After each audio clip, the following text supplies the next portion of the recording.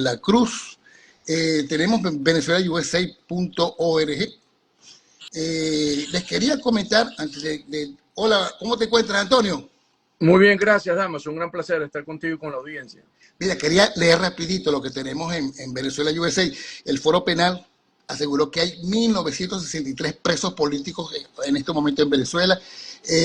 Orlando enfrenta fuerte crisis de personas sin hogar que viven en vehículos y temen mayores desalojos. Uno de los grandes problemas. Mira, eso tiene que ver, está conectado con el tema electoral, con la situación económica del bolsillo particular de cada quien que, bueno, estaba enfrentando esto, no tanto como lo hemos visto en algunos programas, discriminaciones, que si racismo. No, la gente quería una respuesta ante este tipo de crisis que estamos viendo, por ejemplo, aquí en Orlando. La patrulla fronteriza reveló operación encubierta de Maduro para infiltrar presos a Estados Unidos y el FBI también frustró, ayer esto fue noticia importantísima, un complot iraní para asesinar a Donald Trump. ¿Cómo te encuentras, Antonio? Muy bien, gracias, Damaso. Un placer. Mira, te comento que luego de 4 días, no sé si Trump está guardando como un cierto silencio. Ha dado 2, 3 anuncios por allí. El de la primera mujer, el primero, o sea, la primera persona que lo va a acompañar, una mujer, ¿no? Está diseñando su futuro gabinete, prepara la transición. Y ayer también habló, dijo que por lo menos se ha peleado o no quiere otro tipo de lealtades. Quisiera que me analizaras esto cuando señaló que no va a contar ni con Nikki Haley ni con Mike Pompeo para su nueva administración. ¿Cómo estás viendo tú esto 4 días después de la decisión tomada por los estadounidenses? ¿Y qué visión, o sea, cómo viste tú las reacciones distintas, ¿no? Tanto del sector que votó y que ganó, como del que en este caso fue derrotado, como podríamos llamar, pues fueron los demócratas, ¿no? Veamos. 4 días, dices tú, 4 han días. transcurrido desde su triunfo. Miércoles, jueves, viernes, sábado, hoy es domingo. Ok. Primero, el triunfo es un triunfo histórico. Él gana las 2 cámaras, casi seguro. La Cámara Baja está ya a 5 representantes para tener la mayoría. Y está por definirse 12 representantes. Y es posible que la obtenga otra vez. Entonces, tiene el voto popular también. El voto popular los republicanos no lo tenían desde Bush. ¿Okay? Entonces, eso también tiene un impacto. Y gana los 7 estados que se llamaban o se llaman Bisagra. swing states, bisagra. Entonces, ¿qué pasa? ¿Qué hay dentro de los estadounidenses que llevó a tomar, que se inclinaran por una agenda que planteaba Trump, proteccionista, contra la migración ilegal, contra el uso de los recursos naturales dentro de Estados Unidos, como el petróleo, o sea, una agenda no totalmente a favor del clima, ¿verdad? Entonces, indica que hay una coalición que ha conformado Trump a lo largo de estos 8 años, ¿verdad? Cuando digo 8 años en su primer gobierno y después cuando quedó fuera de gobierno, que tiene unos valores que él ha definido como MAGA, que son los valores de volver a convertir a Estados Unidos en una potencia, pero una potencia dentro, no una potencia globalista. ¿Okay? Y eso realmente ha resonado con las bases de las clases trabajadoras que hoy votan por Trump, que no tienen un grado universitario.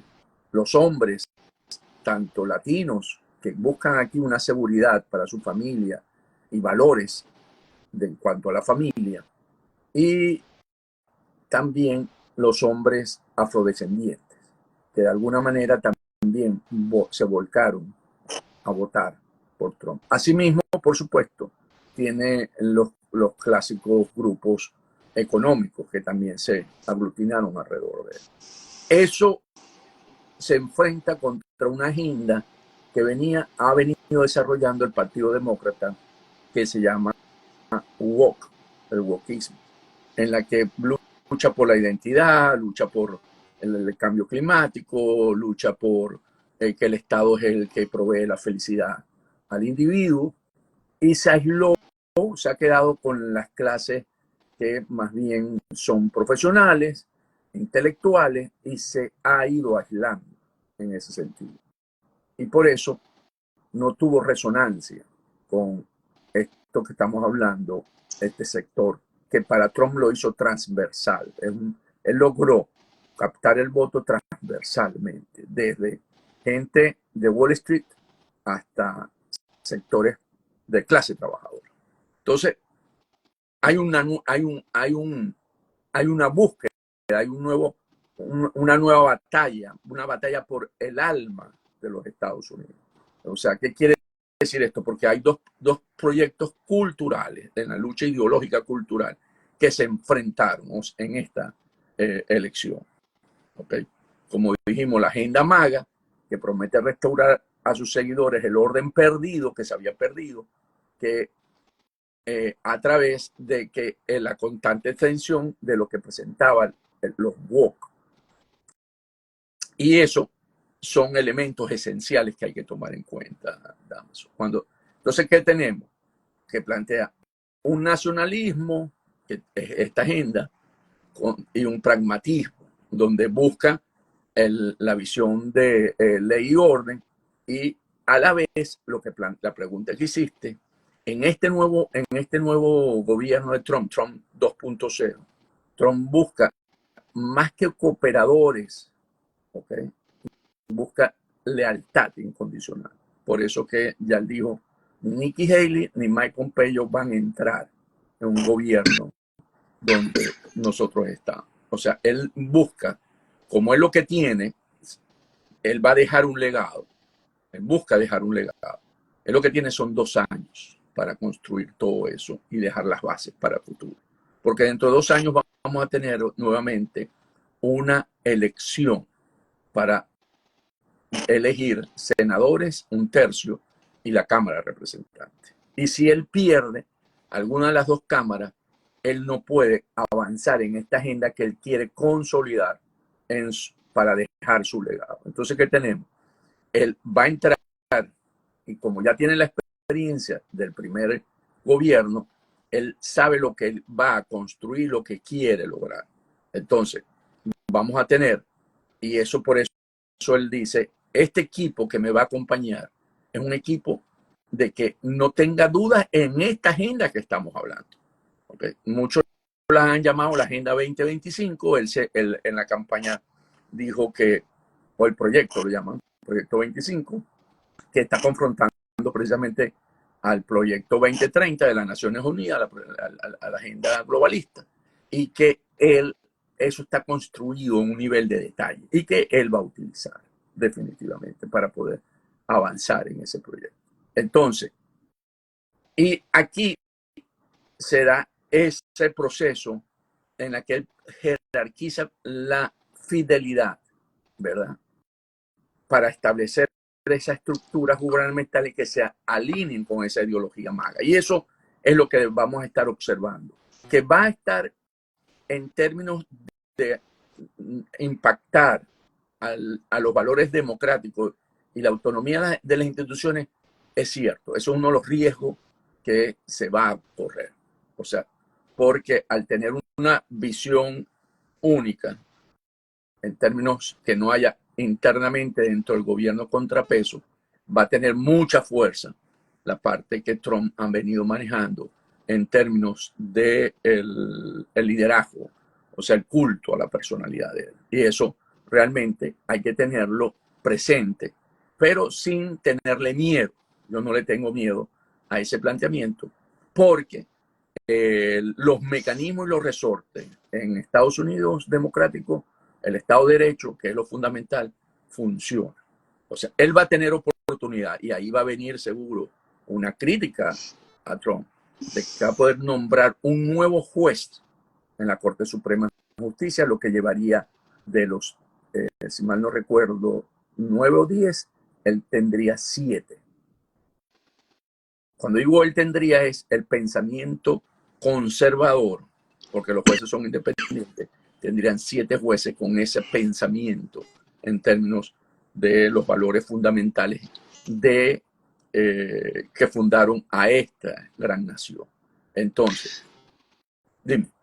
No, te quería, porque fíjate, me estás haciendo un análisis prácticamente de la visión de Trump contra la visión que no, ya la gente no la llama de Kamala, que tú la acabas de llamar woke, o sea, planteado ya que se ha querido instaurar desde estos últimos 4 años. La agenda de Trump fue interrumpida porque ya tuvo 4 años con este planteamiento, ¿no?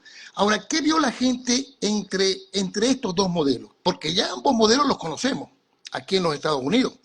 El de Trump estuvo entre el 2016 y 2017, que comenzó, hasta el año de la pandemia, ¿no? Y luego conocemos ya la otra agenda liderada por Biden con Kamala como vicepresidenta. ¿Qué crees tú que fue lo que hizo justamente que esta comparación, que los ciudadanos reflexionaran en cuanto a ambos liderazgos, ¿no? Y también me llama la atención el tema de los medios. Los medios fueron uno de los grandes perdedores, igual que las encuestas. A ver, ¿qué ha pasado con los medios de comunicación que tenían cómo analizar estas dos visiones y, al contrario, lo que han terminado haciendo es hacer peso hacia una narrativa, no manifestar realmente lo que estaba ocurriendo, porque todo el tiempo se manejó unos resultados que no eran, una visión que no era la realidad, y no había tal empate, ¿no? Todo indicó que los números, una vez que llega la realidad del conteo, pues la visión que se tenía en Estados Unidos en la campaña electoral era otra. ¿Qué ha pasado con este papel que han jugado central, que deberían jugar los medios de comunicación? Han perdido entonces arraigo, casi todo se tiene en este momento a través de las redes sociales, han perdido influencia los medios de comunicación. Y además, otra cosa, luego de este proceso electoral hemos visto unas reacciones como que muy exageradas, ¿no? Es como prácticamente una polarización emocional en un ambiente tan dividido que, bueno, se ha visto el triunfo de Trump, el demócrata ha visto el triunfo de Trump como una derrota profunda y personal, como una desaparición total de la identidad de cada quien, que fue un tema que tú tocaste con respecto a la visión que tenían los woke, ¿no? ¿Qué hace la derrota del Partido Demócrata? Primero, Kamala no era una buena candidata. Al no ser auténtica, al mostrarse que no podía desarrollar conversaciones, para ponerlo en esos términos, en búsqueda de demostrar lo que ella iba a hacer. Cuando ella le preguntan qué considera que podría corregir de lo que ha hecho Biden, ella dijo, voy a hacer lo mismo. Y sabemos que ahí hay cosas que el grupo que votó por los republicanos no querían. Por ejemplo, la inflación, aunque los números hoy, pero no la que se percibe durante los 4 años, porque es real. O sea, cuando uno va hoy a un supermercado o va a comprar una vivienda o cualquiera de estas actividades económicas que uno hace normalmente, se siente. O sea, si antes uno gastaba en el supermercado $100, hoy por la misma cantidad de productos gasta 120, $125. Y eso no lo puedes negar, es una realidad que está ahí. Entonces yo creo que Kamala y tuvo poco tiempo además para poder desarrollar su campaña. Al no ser una candidata que surge de una contienda de primarias, pudo haber mostrado más su perfil. No logra, ¿verdad?, mostrarse realmente en todo su esplendor. Después tenemos la agenda, es eso que estamos hablando, los valores, los valores de la familia, ¿okay? Si bien es cierto, y ahí ha sido prepotente un poco los demócratas, ¿en qué? En que ellos creen que estos valores woke son los que tienen que sostenerse y no han revisado, como no perdieron fuertemente en la elección de medio término en el 2022 de los senadores y los representantes, que en ese momento se hablaba de la marea roja, no hubo tiempo de revisar. Se pensó en ese momento que se podía seguir sosteniendo y que sacar a la gente a votar, porque estábamos hablando del derecho de la mujer, que sí arrastró mucho voto en esa elección, a tomar la determinación sobre su cuerpo, la libertad de tomar. Pero resulta que ya eso está trasladado y ha ido estándose consolidando en los estados, y que ya no es una causa que arrastra a un gran sector. Es más, en el voto femenino, que siempre se ha dicho que es un voto para Kamala en la elección, en esta elección, resulta que también no es que Trump ganó, sino ganó Kamala, pero Trump no hay una brecha tan alta como se suponía, porque las mujeres que viven en pareja, ¿verdad? Ellas están más afectadas hoy por la condición económica de la crisis que por la condición de los derechos individuales. Y también esa agenda plantea el darle libertad a un ente de que pueda ser hombre o mujer y competir con, si es hombre y se convierte en mujer, en el deporte femenino. Y eso también ha generado un rechazo en estos sectores. Entonces yo creo que todos estos elementos se combinaron y ella no logró consolidar una coalición ganadora en ese sentido. Y no se dieron cuenta de esto. Y a lo que tú dices, los grandes medios, el New York Times, el New York, y CNN, Washington Post, se plegaron buscando, porque sostienen que este es el futuro, la Agenda 2030, y se alinearon en ese sentido, sin darse cuenta que un gran sector hoy no todo ven como una información veraz y objetiva a estos medios. Y recurrieron, que ahí fue una de las estrategias del equipo Trump, de ir a hacer podcast con gente no influencers de redes sociales, sino con influencers de opinión pública. De matriz de opinión. Ajá, de matriz de opinión, o sea, matriz de opinión, en la que se reunían 2 o 3 de esos que también tienen grandes seguidores y que conversaban con Trump y con Vance por 1 hora. Y entonces mostraban lo que querían, mientras que Kamala no podía sostener ese tipo de...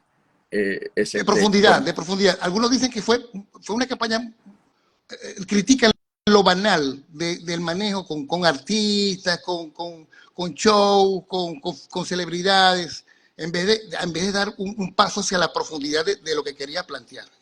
¿Tú crees que eso es cierto? Totalmente, por eso. Entonces, cuando tú ves que Trump se entrevistaba con estos grandes, ¿verdad? Podcasters, vamos a llamarlo así, él lograba llegar a esos sectores que podían escuchar cuál era lo que él estaba planteando mientras no tenían. Y aquí hay un elemento que lo dijimos inicialmente, que es la autenticidad. Yo creo que la autenticidad en esta campaña jugó un rol. ¿En qué sentido?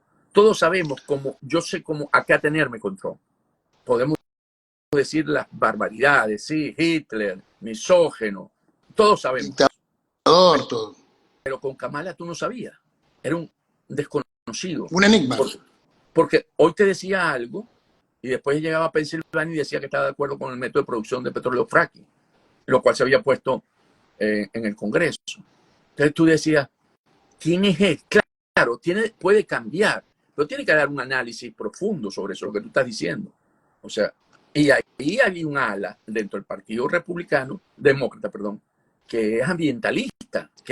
Acuérdate que eso le pasó también con la guerra en el Medio Oriente, que ella inicialmente apoyó fuertemente a los palestinos y después dijo que era Israel. Recordemos que el grupo palestino que está aquí en Estados Unidos hizo una declaración pública apoyando a Trump unas semanas antes de la elección. Entonces, tú encuentras, o sea, y tú dirías, bueno, pero que Trump está identificado con Netanyahu, sí, pero ellos saben a qué atenerse, que es lo que te voy a decir. Ellos saben cómo generar confianza cómo llegaron a unos acuerdos.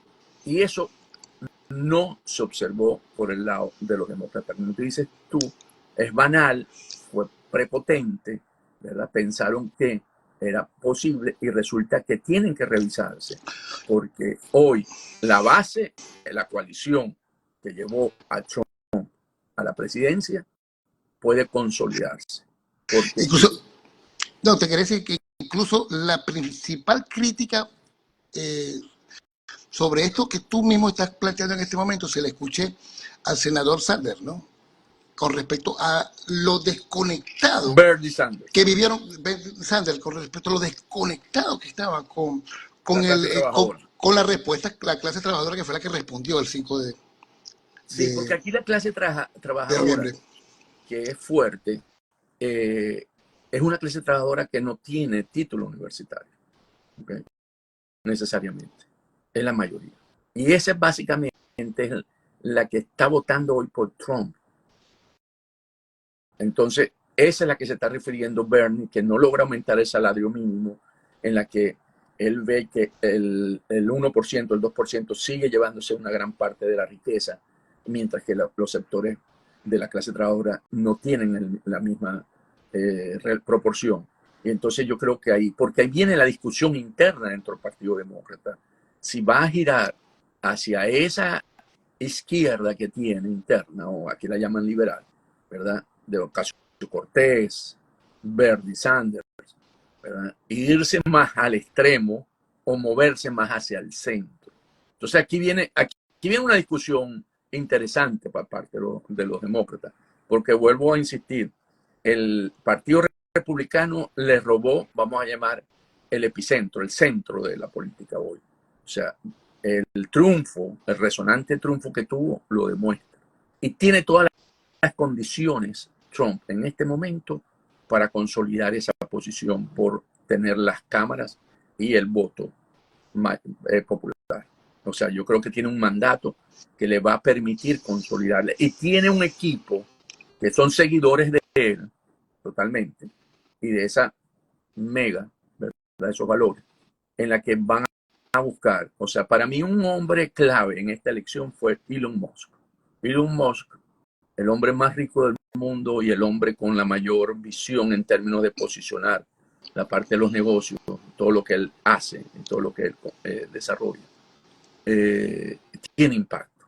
Él ha planteado ahorita que podría desarrollar un proyecto y reducir en 3 trillones el déficit fiscal. Por eso digo, hay elementos interesantes que si los demócratas siguen quedándose, hablándose al ombligo, como se decía en Venezuela, cuando la izquierda se hablaba al ombligo y la misma oposición en un momento determinado se hablaba al ombligo, Mordiéndose la cola, pues todo el tiempo dando vueltas sobre la nada. Van a quedar aislados, van a quedar aislados, y eso, básicamente eso. No lo hemos visto en términos globales, porque esto tiene impacto también esta proyección, pero en términos nacionales, ¿verdad? Es muy importante. Y hay algo interesante aquí, Damaso, que es que el país, como lo señalaste, en términos de votos, si bien es cierto, él sacó la mayoría, 51, 52%, 51,4%, ¿verdad? Y Kamala 47%, le sacó como 4 puntos. Pero sí hay dos visiones que tienen que buscar un equilibrio, porque el país se necesita, ¿ok? Tienen que converger en algún momento. O sea, por eso yo dije, en la búsqueda por el alma de los Estados Unidos. Por un lado está el progresismo, ¿verdad? Que estamos viendo, pero que enfrenta un desafío crucial al definir su mensaje y adaptarlo a las preocupaciones de los trabajadores y la minoría que han empezado a ver en Trump una figura de cambio. Este conflicto de narrativas exige que cada lado reconozca el valor de su pueblo como un equilibrio de resistencia que podría preservar la integridad de la nación. Porque si no, sí vamos a ver una nación dividida, pero en la que no van a lograr, ¿verdad? Van a vivir en esa tensión social que si quieren dar el salto que viene por las amenazas que tienen de China, de Rusia y de Irán, pueden quedar fuera. Y yo creo que aquí hay que ver este conflicto político mucho más allá de los nombres y las figuras. Es una confrontación entre los valores y sistemas que definen los Estados Unidos, de lo que quieren ser. Mira, te voy a hacer un comentario de lo que has estado. Uno de los puntos que me llamó más la atención justamente es en cuanto a la naturaleza humana, ¿no? es que quienes defendían desde las universidades, universidades como la de Howard, que es la universidad de la señora Kamala, el tema del contrarracismo, contra la discriminación, contra la necesidad de identificarnos en temas y problemas comunes, pues al siguiente día la gente esa, los profesores universitarios, la intelectualidad, pues comenzó a hacer ataques desmesurados contra todo aquello que representaba a la clase trabajadora y lo llamó bruto y lo llamó con cualquier cantidad de epítetos que aquí no vamos a repetir. Inclusive, pues, mucha gente amenazó con que su figura célebre se podría mover hacia otro lado del mundo porque, pues, no aceptaba, ¿no? Ese país que tomó una decisión contraria a la de ellos. Es decir, la democracia existe en tanto y en cuanto sea como yo diga o como yo plantee. Y además que el tema woke de la discriminación son elementos que cada quien tenía adentro. Cada quien tenía ese germen, ¿entiendes? Inmediatamente que lo sacas del centro, lo primero que se convirtieron es en lo que critican, es decir, se convirtieron en unos racistas y en unos discriminadores de otro sector de la sociedad que no es intelectual. Entonces, bueno, me llamó mucho la atención. Quería plantearte que a 5 días, yo dije 4, pero en realidad son 5, porque hoy estamos a domingo y ya está corriendo.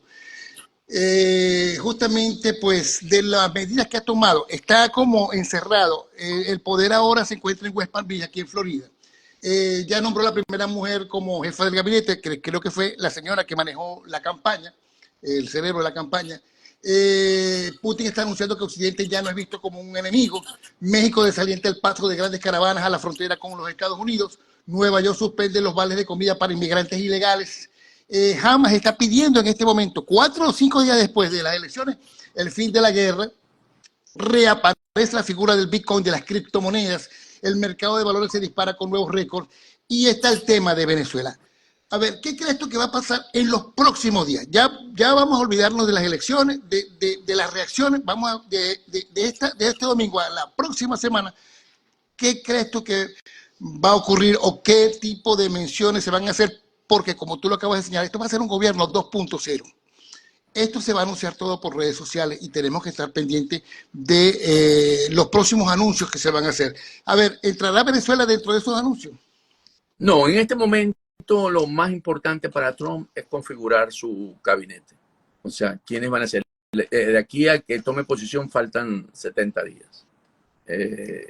Necesita rápidamente configurar su gabinete para empezar a generar la transición. Ya el próximo miércoles se reúne con Biden en la Casa Blanca, lo invitó. Por cierto, que hay que decir que tanto Biden como Kamala sí entran en esa dinámica que estamos hablando, que no es de confrontación.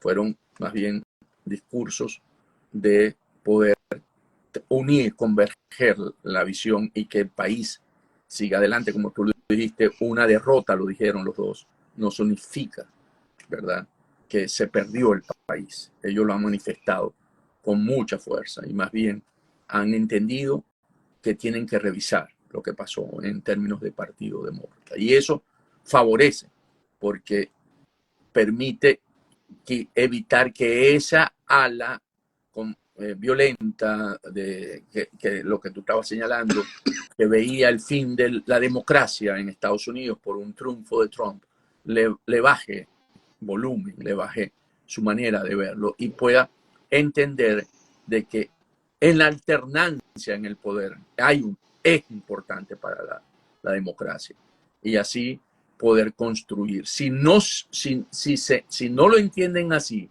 realmente como lo dijimos anteriormente, estos valores podrían desestabilizar el sistema democrático estadounidense. Si no lo pero hasta ahora lo que hizo Biden y lo que el discurso de reconocimiento del triunfo de Trump apunta más bien a converger. Y creo que ahí es parte de eso. Entonces, ¿qué viene? Viene con hacer todo porque tiene que definir el secretario de Estado para empezar a actuar con todas las crisis que hay en el mundo, porque es importante. Él quiere resolver la crisis en el Medio Oriente antes de llegar a la Casa Blanca.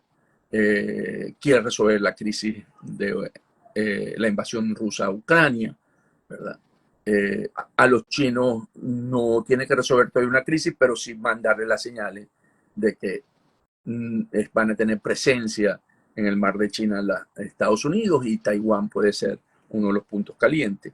En Venezuela no es uno de los temas. Venezuela el tema es por la migración, porque él se comprometió en por lo menos detener los volúmenes de migración, y aquel inmigrante que esté indocumentado en el país va a ser deportado. Eso va a ser una acción que él va a tomar porque él la ofreció.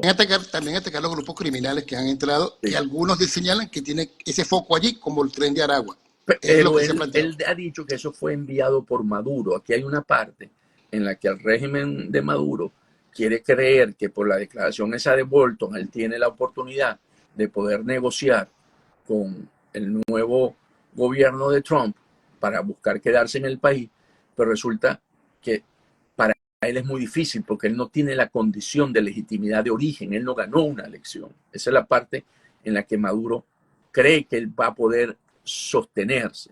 Y entonces casi todo o gran parte del equipo Trump es un equipo que entiende Venezuela y lo entiende bien. Marco Rubio, Rick Scott, Mariana Salazar, todos ellos. María Elvira Salazar.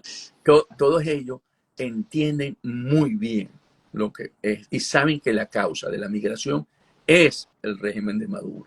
Entonces, en términos de cuando se plantee la estrategia de cómo resolver esa crisis, yo creo que aquí más bien Maduro debería leer esto no como tratar de sacarle ventaja y confundir, y decir, yo estoy aquí, yo te reconozco, yo sé, yo siempre que tuviste un atentado, yo me preocupé y puse un mensaje. No, yo creo que aquí él tiene, además recordemos, hay un elemento ahí anecdótico interesante. Maduro casó una pelea con Elon Musk, cuando Elon Musk planteó la parte en Venezuela con las redes. Entonces, y Elon Musk es uno de los asesores más cercanos hoy a Trump. O sea, no tiene como, por mucho lobby que pueda pagar, no hay cómo. O sea, el círculo, el Team Trump, es una visión más bien para buscar una salida pacífica en Venezuela, pero por la vía en la que los resultados electorales del 28 de julio fueron, no obviando los 28. Hemos visto, creo que lo comentamos, no, porque la elección fue esta semana, ¿no? Lula y Petro dijeron, habló la voz del pueblo, así lo felicitaron. O sea, hay un mensaje ahí para Maduro, en términos de que la voz del pueblo en Venezuela habló también el 28 de julio, y hay que respetarlo. O sea, hay una serie de, cuando uno ve de señales, de señalizaciones, que hay que leerlas, no las pase por la mesa, porque pongamos el ejemplo de que él seguramente, Maduro, cuando digo el Maduro, seguramente, el 10 de enero, su Asamblea Nacional el 10 de enero, y la juegue a la brava, pues él me va a tener que aceptar, pues yo me juramento. Sabiendo que eso va a traer consecuencias, ¿no? Porque Trump 10 días después. Porque Trump se juramenta el 20, ¿verdad? Bueno, está bien. Ahí va a venir presión, y no solamente presión, porque ahora es mucho más para poder coordinar estos esfuerzos, tienen mejores causas, porque es el robo de una elección. Europa entiende que Maduro se robó una elección. O sea, y no hay duda, porque en el 19, bueno, que había un vacío de poder y se interpretó y marearon ahí la situación. Y cuando aplicó la máxima presión a Estados Unidos, Europa dijo, bueno, vamos a ver y tal, y se hicieron los tontos, y por ahí Maduro corrió pues, por el lado de Europa. Pero al haberse robado una elección, no tiene cómo, que hay elementos que van a coincidir. Entonces, esa máxima presión va a ser, no porque la estoy llamando máxima presión, sino que van a coincidir en cómo generar esas presiones para poder restablecer el orden democrático en Venezuela. Porque a ese momento, el 10 de enero, Maduro consume el golpe de Estado a la soberanía popular. Ahora, pero el elemento Putin, tú dices, bueno, mira, ya Putin anunció que Occidente ya no es visto como un enemigo. Ya lo acaba de decir, ¿no? Algunos señalan que, bueno, que tienen muy buenas relaciones. Maduro cree que esas relaciones lo van a salvar. Otros señalan que, bueno, que Trump puede pedirle a Putin que no se meta en el tema, ¿no? ¿Cómo estás viendo tú la situación? Te insisto con Venezuela porque justamente faltan 70 días, pero dentro de esos 70 días está la juramentación de posiblemente, se supone que es Maduro, aun cuando hemos escuchado voces como la de María Corina, ya está casi prácticamente ya no se está escuchando. Nos llama la atención que se está volviendo a escuchar la de Guaidó en algunos canales de Miami, pero eh, este señor Edmundo es capaz de decir que, bueno, que él va a aparecerse allí en la Asamblea Nacional, jura para juramentarse. Todo el mundo sabe lo complicado que sería todo esto. Ahora, tú estás diciendo, bueno, queda Maduro a ver qué puede hacer en los próximos días. Si la presión puede ser definitiva antes del 10 de enero o decide comerse la luz roja, ¿no? Del delito, de ese delito político que es usurpar las funciones de presidente luego del 10 de enero. Él ahorita puede conseguir condiciones para una negociación de una salida de él y su entorno. Las tiene. María Corina lo ha ofrecido a esa coalición que lo apoya. Creo que el Occidente lo vería también como poder facilitar esa solución, porque los venezolanos quieren una solución pacífica, lo demostraron en la elección del 28 de julio. ¿Okay? Eso ahorita se vuelve a abrir esa opción. Después del 10 de enero, como lo señalaste tú, se tragó la luz roja. Y cuando uno se traga la luz roja, le ponen multa. Y si ibas tomado, te quitan la licencia. Te suspenden para siempre la licencia. Y si tenés un accidente, después te comes la luz roja, pagáis prisión. ¿Y si hay muerto? Pero, consecuencias. Ajá. Entonces, si lo ponemos en ese símil tuyo, Maduro, si al comerse la luz roja, tiene todo ese abanico de posibilidades de que le aumenten el precio de la cabeza, porque Rick Scott está sonando para ser el presidente de la mayoría en el Senado. Y fue el que pidió que aumentaran el precio. O sea, Maduro con 100 millones por una captura de él, son muchos los que podrían estar interesados en traerlo a la justicia estadounidense. O sea, él no va a poder dormir tranquilo. ¿Okay? Y su entorno. Después, una crisis económica en el país, con una presión como la que estamos hablando, no sé si la sostendrá. La represión no es suficiente para que un pueblo que votó mayoritariamente por un cambio, 7.800.000 venezolanos, no creo que tú puedas todo mantenerlo solamente bajo una represión. Un Putin, como tú acabas de señalar, que tiene una relación buena con Trump, en la que van a buscar una solución en Ucrania. Y ahí podrían ponerse creativos y decir, bueno, resolvamos Ucrania y resolvamos Venezuela. Hagamos doble play aquí. Ajá. Juguemos, ¿verdad? Una carambola. Eso podría ser en ese mundo donde se reparten. Lo vimos en la Segunda Guerra Mundial, cómo se repartieron el mundo Churchill, Stalin y Roosevelt, ¿verdad? O sea, eso es posible en un mundo de intereses. ¿Okay? Entonces, yo creo que los asesores de Maduro, y además, yo creo que hasta en esta negociación, si los cubanos tuviesen un mejor olfato, bueno, ellos siempre juegan muy bien a la diplomacia y ellos lo deben estar viendo. Su mejor opción también es hoy, porque ellos podían introducir el elemento Cuba en términos de la negociación. ¿Por qué? Porque Cuba lo que le interesa a Venezuela no es el régimen venezolano, le interesa es el petróleo, básicamente. O sea, necesita el petróleo y los negocios que tiene la claque cubana. La claque se va a tener que quedarse en esos negocios, pero la parte del suministro de energía puede haber una solución. Claro que puede haber una solución, porque lo que se va para Cuba son 60.000 barriles día y en producto como unos 25.000 barriles.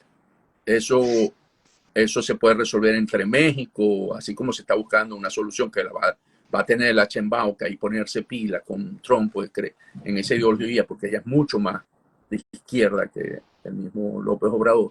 Va a tener que jugar, bailar, pues, para ponerla con Trump, porque Trump en ese sentido le puede poner algunas condiciones que le puede afectar su economía. Pero si pongamos un escenario en el que hay buenas conversaciones, buenas coordinaciones, es algo que se puede resolver entre Venezuela y México para satisfacer las necesidades de Cuba. O sea, yo creo las condiciones están dadas, lo que falta es la voluntad política.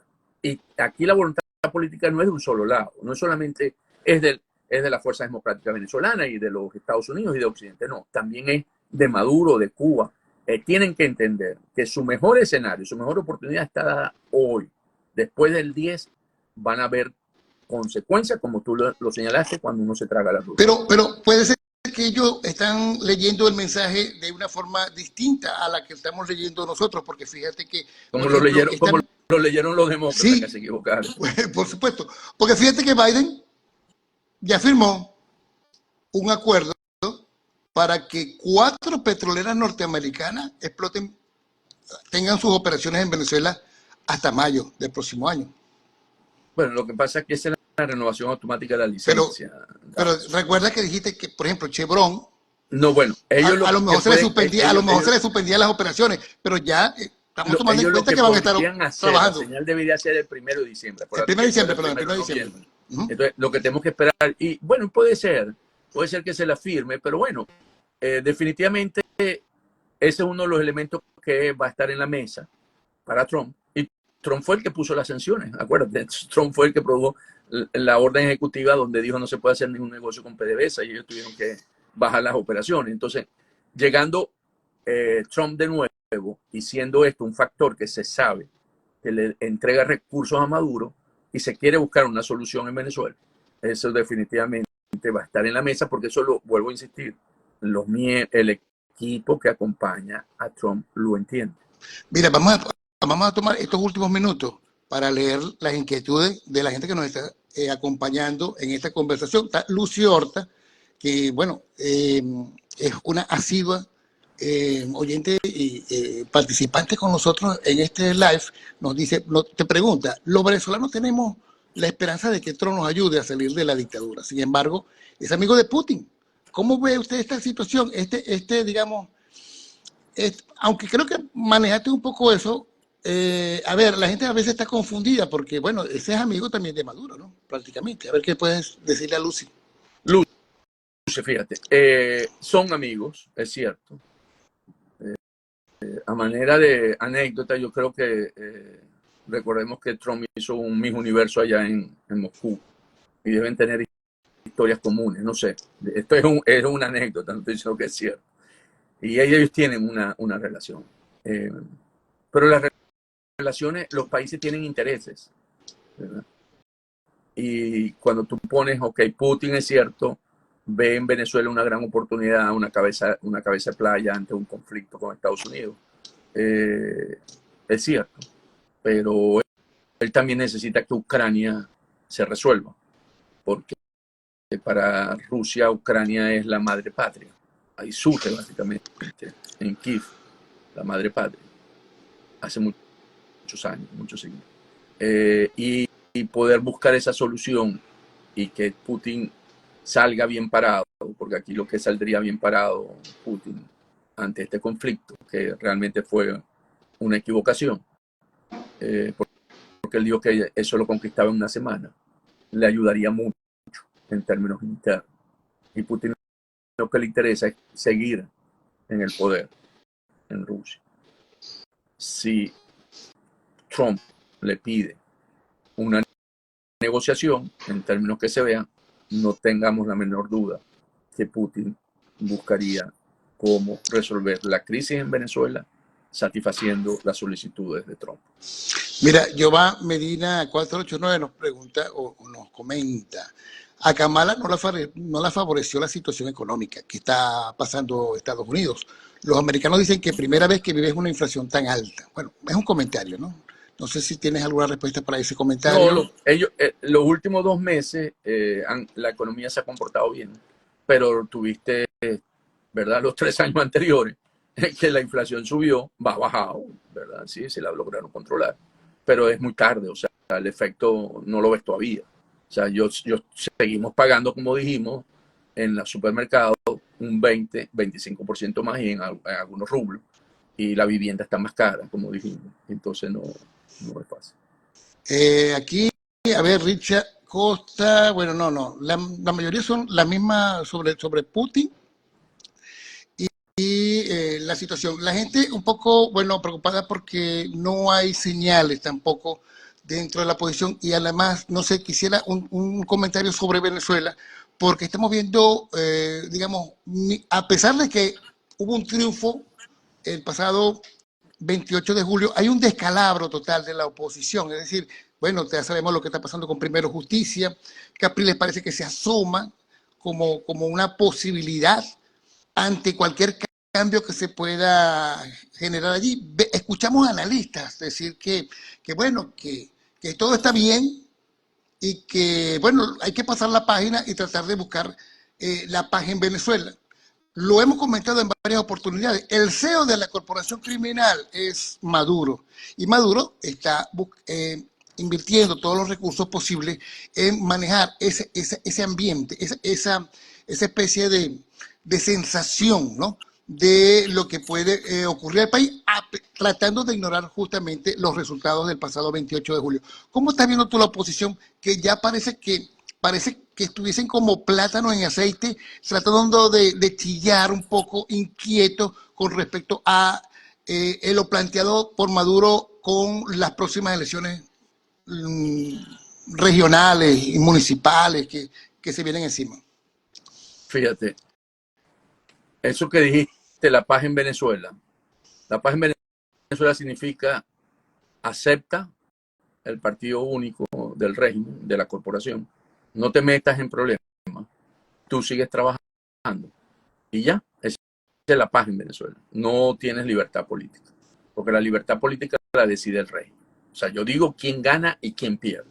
O sea, el creer que pasar la página del 28 de julio, donde se roba la elección y da un golpe a la soberanía popular, que en las próximas elecciones se van a respetar, tienen sueños de opio. O sea, eso no va a ocurrir. Él va a escoger cuáles son los gobernadores que le conviene, que puedan seguir o no puedan seguir, pero van a seguir un libreto desde el poder, desde la corporación criminal. Y los alcaldes por igual y los diputados por igual.